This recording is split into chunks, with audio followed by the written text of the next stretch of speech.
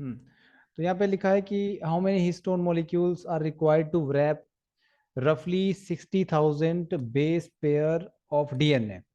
मतलब 60,000 base pair हमारा DNA का है, इतनी लेंथ है डीएनए की, इसको रैप करने के लिए कितने हिस्टोन मॉलिक्यूल लगेंगे, ये पूछ रहा है। तो आपको पता है कि हिस्टोन मॉलिक्यूल न्यूक्लियोसोम की फॉर्म में होते हैं, और हिस्टोन प्रोटीन 5 टाइप्स के होते हैं, ये आपको पता है अच्छी तरह से। तो ईच न्यूक्लियोसोम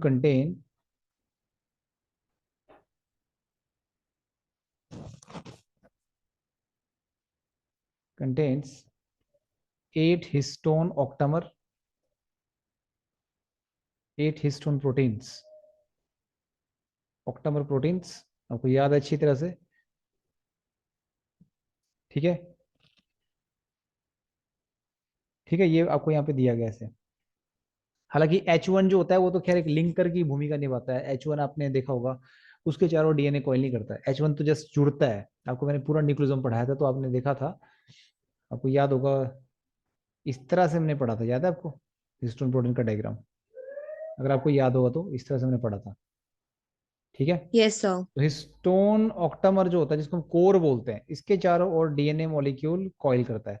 और एफ जो H1 प्रोटीन होता है वो तो यहाँ पे रहता है, ठीक है। कोर जिसको हम न्यू बॉडी भी बोलते थे, हमने सारा पढ़ा था ये। और हमें पता है कि H1, ये H1 है, ये H2 है, H2A है, और ये H3 है हमारा, और ये H4 है, H2A, H2A और H1A। तो ये पेयर में होते हैं सभी, ठीक है। तो टोटल हमारे ये H1 है हमारा। तो टोटल ये तो हमने पढ़ाई है, खैर खैर टोटल। तो 5 टाइप्स के प्रोटीन होते हैं, 5 टाइप्स के प्रोटीन आपको पता होना चाहिए। H1 है अपना, H2A है, H1A है, ठीक है, और H3 है हमारा, H4 है हमारा। ये टोटल 5 प्रोटीन होते हैं। तो ईच न्यूक्लियोसोम कंटेन, तो न्यूक्लियोसोम में पूरा का पूरा मॉलिक्यूल होता है ना ऐसे करके, और डीएनए आपका जो है इसके चारों ओर लिपटता है ऐसे, ये आपको पता है अच्छी तरह से ऐसे। तो ये न्यूक्लियोसोम होता है अपना पूरा। तो हर एक एक न्यूक्लियोसोम के अंदर आपके टोटल 8 ऑक्टामर प्रोटीन है हमारे, ये जिसको हम कोर बोलते हैं। यही इसी के चारों डीएनए लिपटता है। तो हमने 8 मान के चले हैं कि एक न्यूक्लियोसोम के अंदर 8 प्रोटीन होते हैं, जिसके चारों ओर डीएनए रैप करता है। और आपको पता था कि टोटल इस एक न्यूक्लियोसोम के अंदर 200 बेस पेयर ऑफ डीएनए आते हैं इस एक न्यूक्लियोसोम के चारों ओर। तो मतलब ये जो 8 प्रोटीन है अपने चारों ओर, तो अपने यहां से आगे कंटिन्यू करना है, इस सेंटेंस को पूरा करना है। 8 histone octamer protein and 200 base pair, ये अपने चारों ओर लपेटता है एक न्यूक्लियोसोम। क्लियर है? So yes sir. First we have to calculate, first we have to calculate nucleosome. तो हमें क्या कैलकुलेट करना है?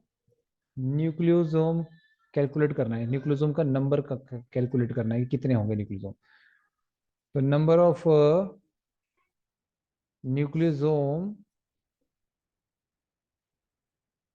Is equal to 60,000 divided by 200, क्योंकि एक न्यूक्लियोसोम में 200 बेस पेयर होते हैं। तो 60,000 बेस पेयर को हमने डिवाइड कर देना 200 से, तो आपके पास टोटल आ जाएगा 300 न्यूक्लियोसोम। आ गए 300 न्यूक्लियोसोम। तो नंबर ऑफ न्यूक्लियोसोम हमने निकाल लिए।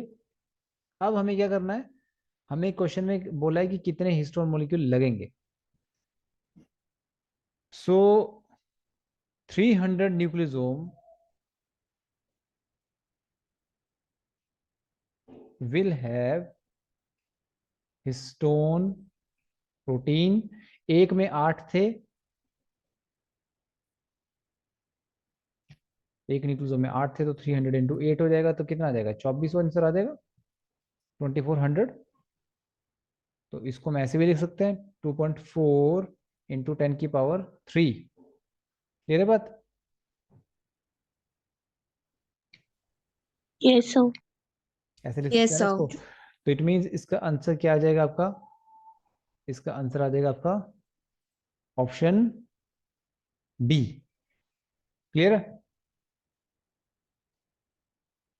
Yes sir. Option B is yes sir. इस तरह से इसको हम लिख सकते हैं, ऑप्शन बी इज आंसर। उन्होंने पॉइंट में कर दिया ना इसको, तो ऐसे लिखा जा सकता है इसको। पर एक्चुअली हमें जो अगर ऐसे निकालना हो तो ऐसे, तो ये आंसर आ रहा है। बट इसको पॉइंट के हिसाब से लिखना तो ये आंसर ऐसे हम लिख सकते हैं इसको, ठीक है।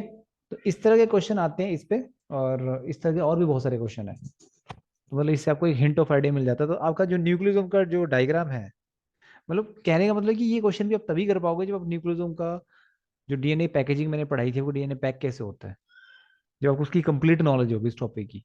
तो पैकेजिंग ऑफ डीएनए आपको +2 में भी आएगा।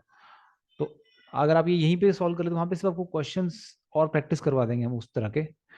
तो इसको आप नोट कर लीजिए अपने बायोमोलिक्यूल के चैप्टर के अंदर। ठीक है, thank you very much. Yes, sir. Yes, sir.